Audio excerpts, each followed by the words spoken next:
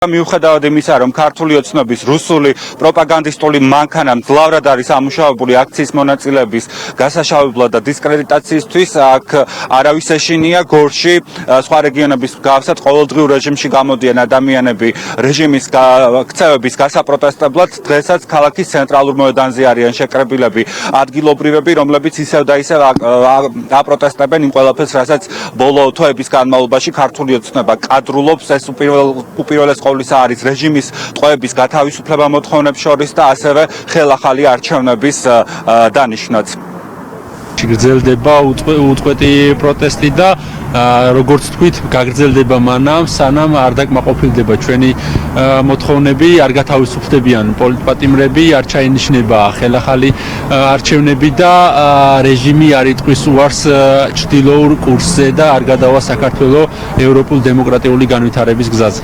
ჩვენს ქვეყანაში დიქტატურა არის დამყარებული.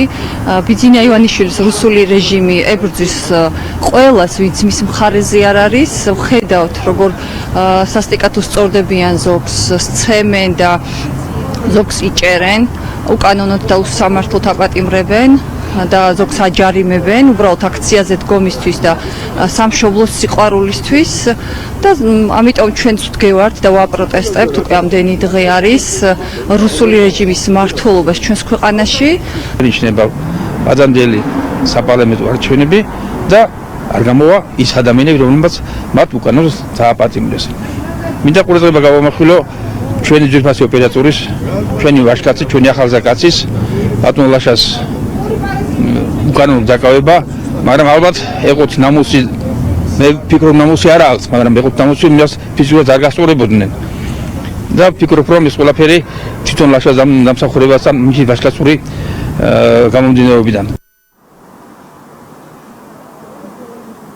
მიუხედავად რეჟიმის სისასტიკისა, იმისა, რომ ყველანაირად ცდილობს ქართული ოცნება აქციის მონაწილეების დისკრედიტაციას, ზალადობას, მათ დაკავებას, დაჯარიმებას, ამ ყველაფრის მიუხედავად აქ შეკრებილი ადამიანები აცხადებენ, რომ აქციები გაგრძელდება უწყვეტ რეჟიმში იქამდე, სანამ ეს მოთხოვნები არ იქნება შესრულებული.